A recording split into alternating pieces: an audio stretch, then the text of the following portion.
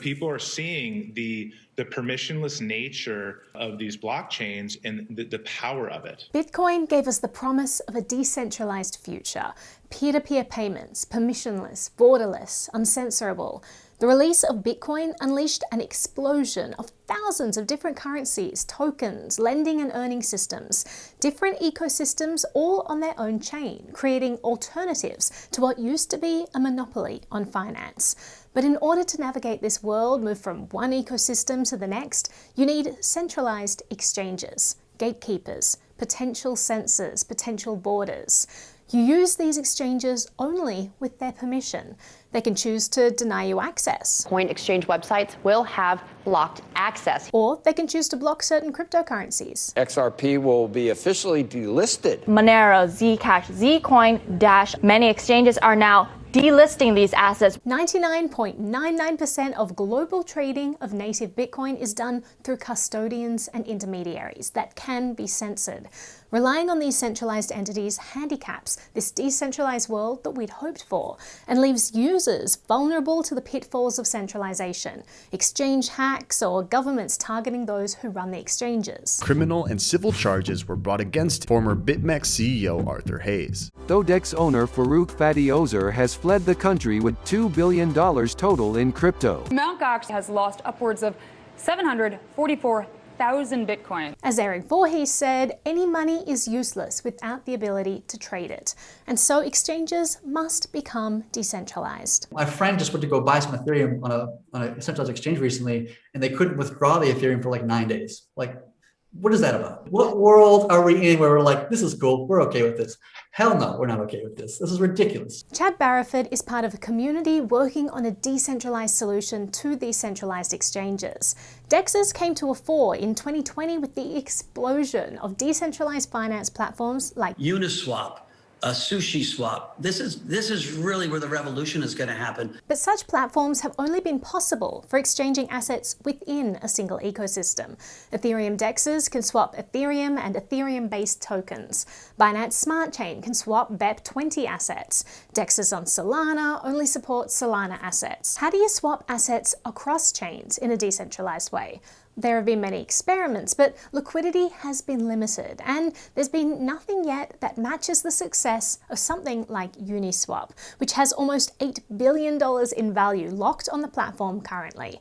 But now, there's THORchain. The simplest and most concise way of describing it is that it's a cross-chain Uniswap. It is a decentralized exchange that allows you to exchange assets not just from within the Ethereum network, but also within Bitcoin to Ethereum to Litecoin to Bitcoin Cash, to Binance chain. The network can receive an asset on one chain like Bitcoin and send out on another chain like Ethereum. Almost any chain out there can theoretically be supported by this network, not even just layer 1, but also layer 2 chains. THORchain will allow you to transfer any digital asset for any other without a middleman. Imagine billions in daily volume secured trustlessly, with no central party. Without KYC, without going through all that rigmarole, and you can just swap there on demand. On demand means that instead of having some central entity pairing your trade with someone else, meaning if you want to sell one ETH, they match you with someone who wants to buy it, THORchain is what's known as an automatic market maker. Your trade isn't paired with another person. You use liquidity pools instead of order books. The pool itself, the network itself, is always your counterparty at all times, freely available any moment in time. You trade with these collective pools and pay a fee to do so. And the money in the pools comes from people who deposit their money there in order to earn interest. That interest is generated by these exchange fees. All while retaining full custody of their assets. How do you get different chains to talk to each other? It's not a very easy thing to do, which is why we haven't really seen it up until now. How it works is that THORchain has its own chain, which we refer to as a state chain. And you have validators who run a node on this state chain, otherwise known as THORchain. But they also run a node for every other chain that THORchain supports. So they'll run a Bitcoin node, an Ethereum node, a Bitcoin Cash node. And then each of the validators observe the various wallets that THORchain kind of owns or manages, and looks for transactions being sent to an address that's managed by the THORchain network. So if I wanted to exchange a Bitcoin for some Ethereum, I'd send my Bitcoin to a specific Bitcoin address that they're watching. Each individual validator says, hey, I saw Naomi send 1 Bitcoin to us, and she wants to get Ethereum at this address.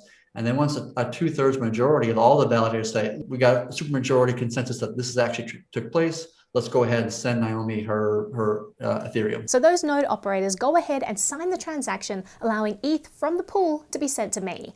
As soon as I have enough confirmations on the Bitcoin blockchain, THORchain will probably approve the transaction within 5 seconds.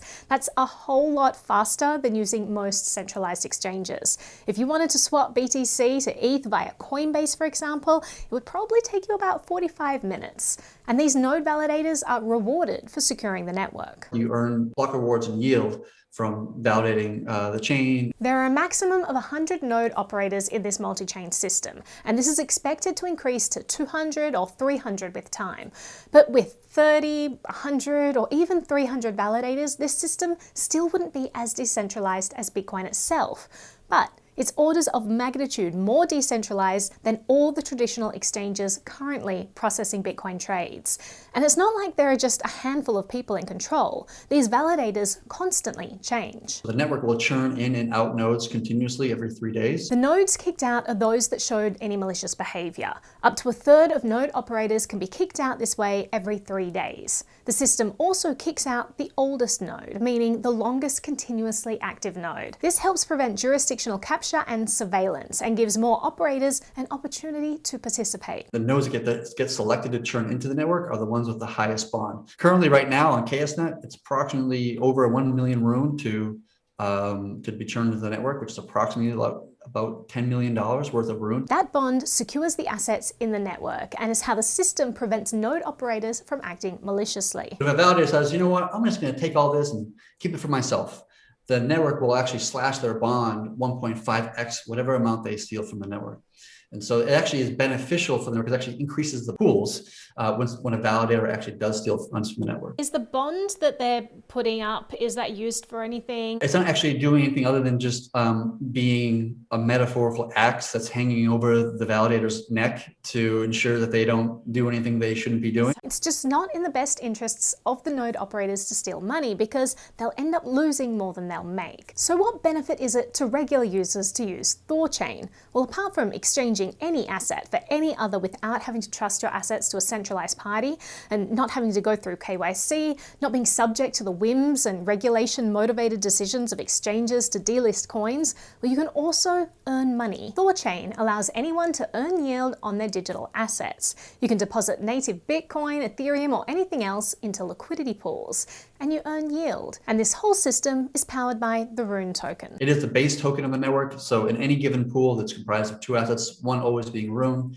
and the other one being Bitcoin or Ethereum or Tether. This is different from other automatic market makers where there might be several pools for certain assets to create different pairings. Having every pool paired with Rune makes the pools deeper, which means less slippage for traders, better rates, and will attract more traders and liquidity providers. What's the inflation schedule of Rune? Total supply is capped at 500 million. But you don't need Rune to use the system. From a trader's perspective, they're going directly from BTC to ETH or between any other assets. What's going on in the background with Rune is invisible to the trader. So if you only like Bitcoin and you want to earn yield on your Bitcoin, you don't want to ever touch Rune, well, you don't have to. You deposit your Bitcoin and you earn yield in native Bitcoin. And you can put that into the network, earn a yield, come back, sometime later and walk away with some profits. What's great about a decentralized system is no one needs a special license to be a THORchain validator. Anyone can run their own node to verify transactions, and it's up to the community to decide which assets are listed. No more banning of privacy coins or exchanges taking down any coins scrutinized by the SEC. Pretty much any chain could be added that want to be added by the community. That's a very significant shift in cryptocurrency community. We're entering a new era of cryptocurrency, kicking out another centralized pillar in favor of a permissionless system. That's incredibly exciting. One of the biggest problems in cryptocurrency right now is that each blockchain is an isolated island, and it's really hard to move from one island to the next. And THORchain is offering an actual highway that is decentralized, that is freely available, that is permissionless, that is essentially resistant, all those things that we kind of hold dear in this community, to freely move from asset A to asset B, no matter what chain those things are on. That's a huge shift and change in the space. I'm excited that it's finally here.